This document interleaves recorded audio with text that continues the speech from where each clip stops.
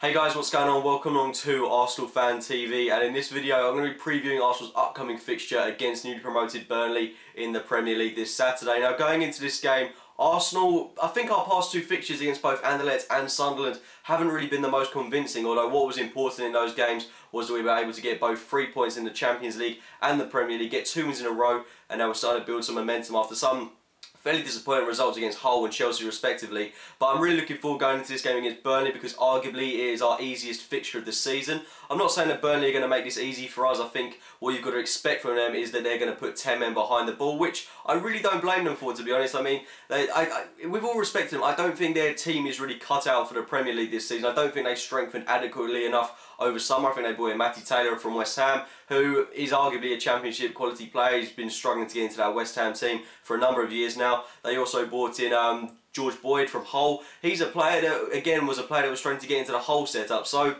they're a team of kind of players that can't get into mid-table sides at the moment, which, you know, it's who else are they going to get? This is a very lacklustre Burnley side, in all fairness to them, and I think this league is just a bit too much for them at this moment in time. But I still think that they're going to make it very difficult for us. They're going to come to defend, hopefully to get a point out of this game from their point of view, and that's where I'm kind of worried going into this game, because our problem for, you know, it's been a problem for numerous years for us now, but it's becoming more and more evident with recent fixtures that we're really struggling to break teams down, and when we don't have a plan B, which we don't for a lot of games, then we really struggle to get a goal in this one. It's a bit like we get to the 70th minute, realise we haven't scored a goal, and then we'll start playing proper football. I mean, that's what's really frustrated me in the past games. I mean, that's what was so obvious against Anderlecht. The amount of possession, dominance and chances we had in that game, but we didn't really get anything clear cut, and that's something we've got to do against Burnley at home. Like I said, I would be expecting us to do that, and hopefully we can get a couple of goals in this one.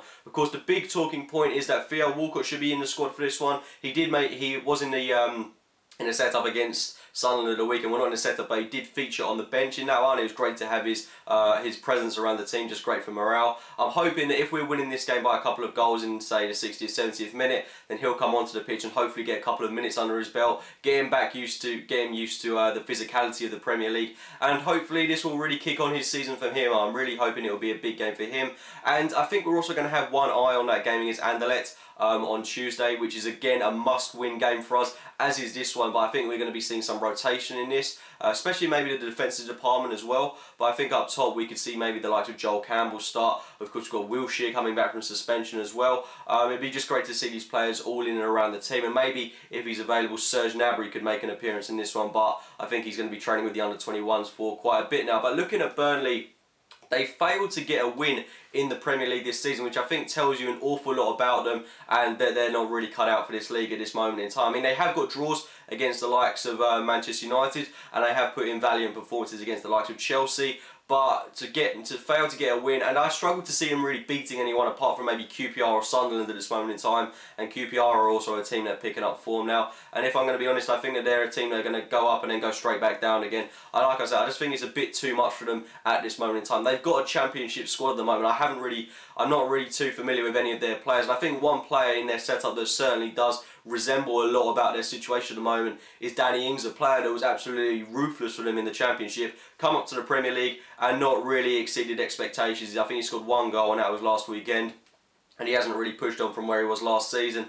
But then again, the Championship and the Premier League, both very different leagues. That step up is absolutely massive, especially for a club like Burnley. I remember when they were in the Premier League before, and they didn't really do too much then. And we got convincing wins against them, and I would expect exactly the same at home. But they are a very forceful team, a very physical, dominant side. And that's maybe another problem that we'll have, that they've got bigger players than us in some areas. And that's, you know, that's something that we've had a bit of an issue with the whole season. I mean, the only players that we've got above 6 foot at the moment are Mertesacker, Koscielny's out, Chambers, Szczesny, and arguably Danny Welbeck. We haven't really got, all of our other players are in the 5 foot bracket, which is again, we're an area where I feel we're very vulnerable on set pieces, and that's where Burnley will get their chances, and if they can, they'll punish us there. But I just think we'll have a bit too much firepower for this one. And one other topic I wanted to discuss in this one is if Jack Wilshere should start in the number 10 role. I don't think Santi Cazorla has put in the most flattering of performances recently. I thought he played very poorly against Sunderland. Like I said in the review of that game, he spreads the play incredibly well, does the basic stuff really well, but I think Jack Wilshere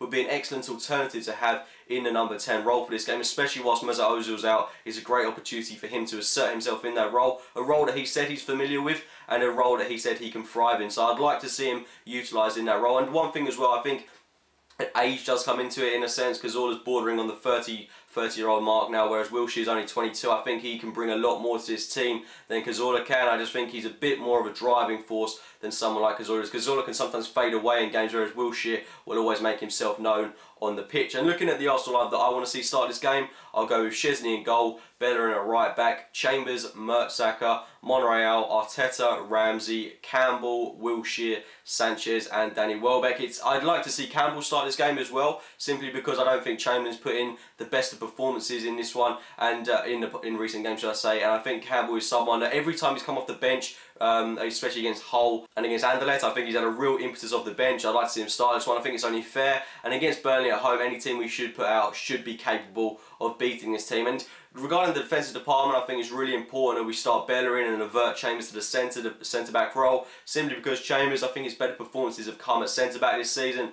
Bellerin is someone I think is going to progress more and more and more and more whilst he gets more minutes in this team. It's an excellent opportunity for him to assert himself in this game. And Gibbs, I think a lot of papers are saying that he's fit at the moment. I'm not going to know till Wenger's press conference is out, of course. But it would be great if he's able to make it into the team for this one. But for precautionary reasons, I'd just like to see Monreal start at left back, and then we can get him out of that centre back role where he is clearly not comfortable at the moment. But one big positive we can take is, like I've already said, if Walcott could get some minutes in this game, that's what I'm really counting on this. Walcott getting some minutes and hopefully a convincing Arsenal winning performance, something we could take into that Anderlecht game, and then hopefully after the game against Anderlecht we can make it 4 wins in a row, which would be absolutely great for building momentum. And then we go into that game against Swansea next week before the international break, and hopefully we could end that with 5 wins in a row, which, you know, it should be 6 wins in a row. We should have beaten Hull, but 5 wins in a row, I'll take that. Hopefully we can do something in this game, get a convincing win. If you enjoyed the video, guys, please leave a like, rating on it, subscribe to Arsenal Fan TV and check out my own channel,